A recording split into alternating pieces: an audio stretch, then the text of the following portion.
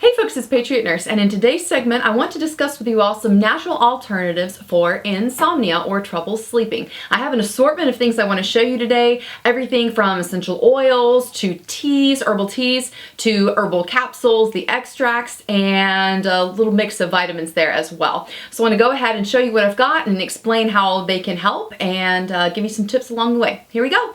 Alright folks, so the things that I want to show you here, I have a selection of goodies. First things first, I am a huge believer in understanding the ins and outs of anything that you ingest, take, whatever, use. This is my go-to, one of them, for herbal stuff. This is the prescription for herbal healing, okay, and the author's name is Phyllis Balk. You want to go with the new edition, and I'll put a link in the description box below, but this is an absolutely wonderful resource to have for all of your herbal needs, really, and it helps describe to you the action of how the herb works and also potential interactions that it can have with different drugs. Uber important if you are on any prescription medication, so make sure you pick up a copy today. Alright, so now let's talk about some of these teas back here. The tea that I have in my hand, right here, is the Alvita valerian root. And valerian is a little bit of a stinky herb, actually. It's a stinky herb, but it helps to elicit sedation. I will give you a heads up though. This is, it's pretty powerful, especially if you stack it. So I definitely would not exceed the recommended dosage, especially if you are taking any prescription medications. Really want to be careful there. Again, go back to your book.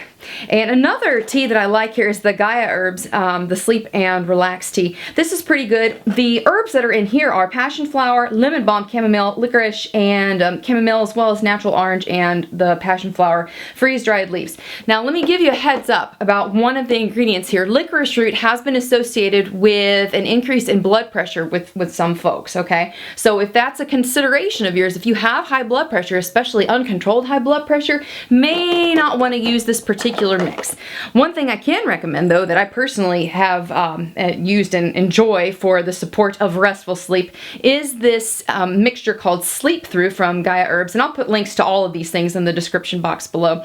This Gaia Herb mixture, it's two capsules, and it has ashwagandha, magnolia bark, and passion flower, and it works really well. And what does it not have? It doesn't have the licorice in there. So again, if you're worried about the high blood pressure, this is probably the one that you would favor. Magnesium. Why would you have magnesium? Well, a lot of people suffer from restless legs and also like just general crampy legs that make you, not be able to sleep so well at night. Magnesium is a good herb to consider supplementing. It also can help with premenstrual syndrome as well, to help keep that one controlled. So consider adding an appropriate recommended amount of magnesium in your diet. And I get people, they'll ask me, well, how much do I take? Guys, yeah, that's right back here. Yeah, go with the recommended dosage. And again, please pick up a copy of this book, okay? It goes over recommended dosages because you're not going to use the same recommended dosage for different conditions, okay? The dosage varies, so you definitely want to pick up a good reference there, okay? Chamomile is also an excellent tea. It tastes really good. Valerian's a little bit stinky. It's helpful, but it kind of smells. Some people have likened it to the smell of stinky, dirty gym socks, and I think that's a little bit extreme. However, it's overpowering for some people. I can't smell anything half the time because my sinuses are so clogged, but anyway. Chamomile is a very nice tea. Typically when you make an herbal tea, you want to steep this covered for anywhere between 5 to 15 minutes depending upon the strength that you desire. However, in the case with chamomile tea, when you steep herbs that are made of flower buds, for instance, not all herbs are made of the flower. Some herbal teas are made of stems, leaves, roots, etc. But anytime you steep a flower, the taste can get a little overpowering if you go more than about 10 minutes or so. So just something to consider. And lastly, this is a mixture from Young Living called Release, and this oil isn't used, I guess, primarily to support sleep per se, but I've found that a lot of people hold on to their emotions really hard. I mean, that's kind of what makes us human, right? We have like deep feelings, but with the Release oil, I have found that it just kind of helps me shed the anxieties of the day. Young Living is basically a subscription-based company, and I would recommend that if you would like to get started with Young Living, I have a link below if you want to join up with me, or also if you have a friend who sells Young Living or a representative locally, definitely go with them. But this is what I recommend for you guys. I hope that something in here strikes your fancy, but I'll put links to everything in the description box below. So there you have it. Those are some of my recommendations for supporting healthy and restful sleep, guys.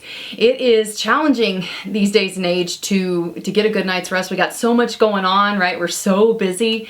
Let me give you a couple other hints that aren't related to what we can take, but rather lifestyle adjustments and environmental adjustments, okay? First off, if you have the ability to electrically declutter your room, do that. What do I mean by that? How many of us have all our little gadgets plugged up in the room? We've got the TV plugged in, we've got a computer in the room. A lot of this stuff, okay, especially anything with Wi-Fi, any of those electrical signals, okay, when they just like throw all of their goodies at you, okay, that can jack you up just a little bit. And there actually are some people, I kid you not, who are legit allergic to Wi-Fi. I'm not making this up. It's seriously a real thing.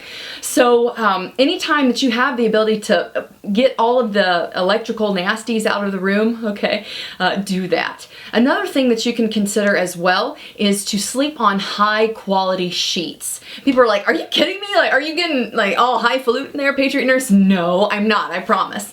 Let me explain a couple things. Okay, first off, there are those of us who are extrasensory perceptive, and I'm not meaning like reading minds, I'm just saying like certain things bug us, right? Like that little dripping noise, you know, that keeps you awake, or like the scratchy feeling of the sheets. If you're sleeping on something that is an organic material, for instance, cotton or linen, 100%, no mixes, don't like any of that.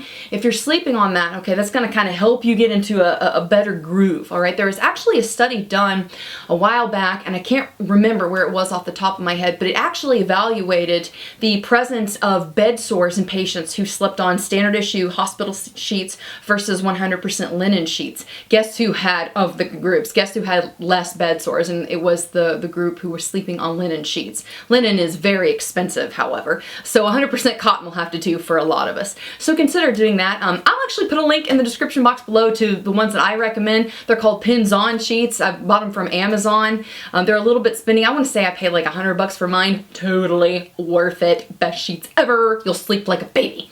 So those are really good. But the last thing that I want to touch on with you guys is that there is a tremendous amount of stress in our lives from, you know, family, the elections, the things that are going on in our country right now, and it can be very difficult to push pause on the concerns of the day, right? And to get into a sleep and a restful pattern. I recommend that folks get into a deep breathing cycle. And really what this starts out as is you take a deep breath and space it out over a starting course of 5 seconds. So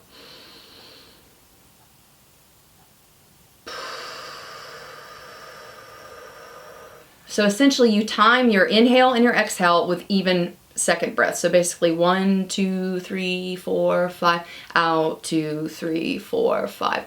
You do that a couple times and then you prolong it. 1, 2, 3, 4, 5, 6, out, 2, 3, 4, 5, 6. Then go up onto 7. And you'll see how your body will start to get into a slower rhythm. It'll just kind of chill out. Psych nurse. Guess how I used to get my pediatric patients to go to sleep when we had maxed out all of our PRN meds. Yes, the breathing, the controlled breathing is a really good thing. So I hope that that was helpful for you guys today. Just a couple of tips there. If you did enjoy the video today, please subscribe to me, Patriot Nurse, and also like me on Facebook, follow me on Twitter. If you're interested in learning more about how to take care of your family, come on out to class. Medical Prep 101 and 201 are happening all over the country. Check out the full schedule at the website, thepatriotnurse.com. I would love to see you there in class with your buddies. So, hope it was helpful for y'all. Have a great weekend, folks, and for now, it's Patriot Nurse signing off, and I will see y'all later. Bye.